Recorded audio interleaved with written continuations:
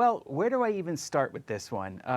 Seeing on the news that a massive drone operation, because I think that's really the only way it can be described, albeit the news coverage of it has been kind of ping-ponging back and forth between like a massive, scary operation and probably just some pranksters in their backyard launching drones from their garage. The news is also claiming that shooting down the drones is a little bit trickier than you think because there's certain laws that protect drones from being shot down. It's actually illegal, and the cops could be in some serious hot water if they go around shooting at the drones willy-nilly with shotguns or even using something like an RF jammer. And in fact, it's actually when I heard that from the news that I knew something was up. Does everyone have selective memory or something? Didn't the FAA just pass a law, a very controversial law, that if you look up remote ID and FPV, you'll enter into a whole rabbit hole of arguing, fighting, and people shaking their fists at the sky? Because the FAA passed a law saying that anyone who's even just enjoying FPV as a recreational hobby has to outfit their drone of greater than 250 grams. Mind you, this keyboard here is more than 250 grams, so even tiny little hobbyist drones would fall under this rule. If your drone is above 250 and you're flying it in the air, you have to have something called remote ID. What is remote ID, you might ask? Well, it's a way for you to broadcast the information and location of your drone and also the information and location of you, the pilot, at the same time. That's definitely not going to be used nefariously, but that's beside the point. What we're talking about here is just this year, the FAA and the US government passed a law saying that anyone who doesn't have a remote ID on their drone is subject to, might I say, overreaction from the FBI and local law enforcement, and even Timmy's mom might get involved. I mean, just look at this infomercial that the FAA put out showing when some guy flew his drone without a remote ID over a local ball game with a bunch of kids around. As the U.S. and Canadian Border Patrol personnel get set to play their softball game at Pinty Field, southeast of the farmers market, traffic monitoring and FBI surveillance drones conduct operations over the park.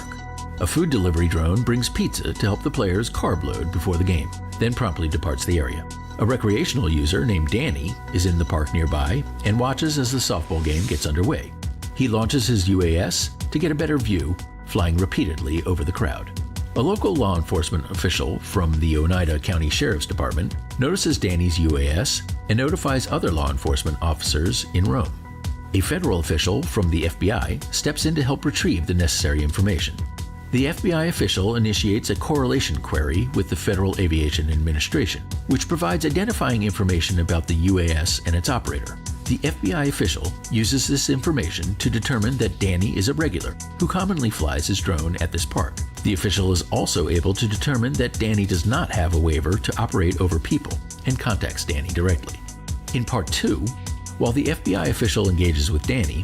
Wow, what an interweaving connection of law enforcement and data centers that have all your information looking you up and finding out exactly where you are to shut you down. Because goodness knows that if you're flying your hobbyist drone over a ball game, everyone there is at risk of serious injury. We're talking about a response of that to that situation. Now we look at massive drone operations. Now mind you too, just for a mere safety aspect of this, the drones that are being flown over right now in America and New Jersey are somewhere around 6 feet.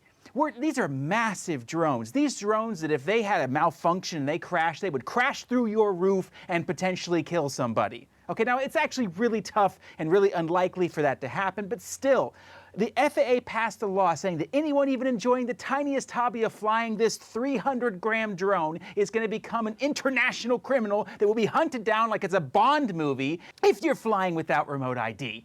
And yet we can have all these massive drone operations going on. Well, then I guess they must have remote ID, right? Because if they don't have remote ID, then what's all this talk about not being able to deal with a threat and shoot them down because it could potentially be a legal operation from a couple pranksters in their garage? Even if they're disturbing people, it's still within their rights to fly their drones in New Jersey, right? No, that's literally the law that you just passed.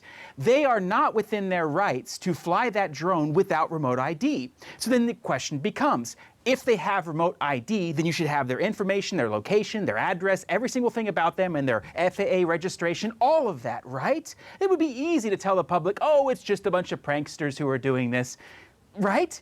Okay, but then if they don't have remote ID, then why are you not dealing with the threat as severely as poor Danny over there flying over the local ball game? That doesn't make any sense. Well, there's only one answer that makes any sense.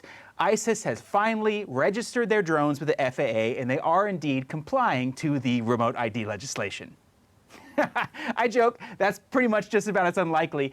The obvious answer is, it's the American government running an operation. That's exactly what it is. And the reason why I'm making this video is not just to point out the stupidity of the American government, because honestly, they don't need any help.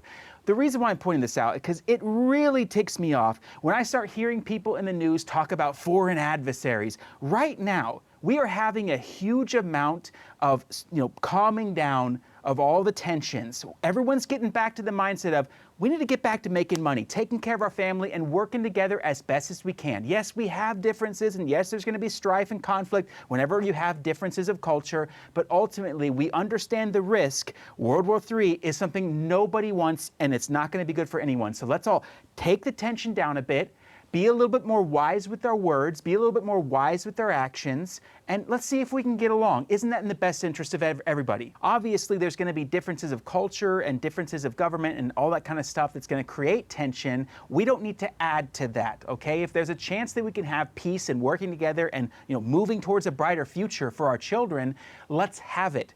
At least, at bare minimum, let's not walk into some sort of conflict out of stupidity. And that's exactly what this is. It's quite clear that this is the American government or some sort of defense industry or a company running some sort of operation that's very much so already been approved by the American government. Whatever. I don't want to talk about that. I'm not going to comment on that, but I know this for sure. There is no way in hell, with all these laws in place that have already given the local law enforcement the ability to deal with the threat of an unknown drone that doesn't have our ID, which is unknown.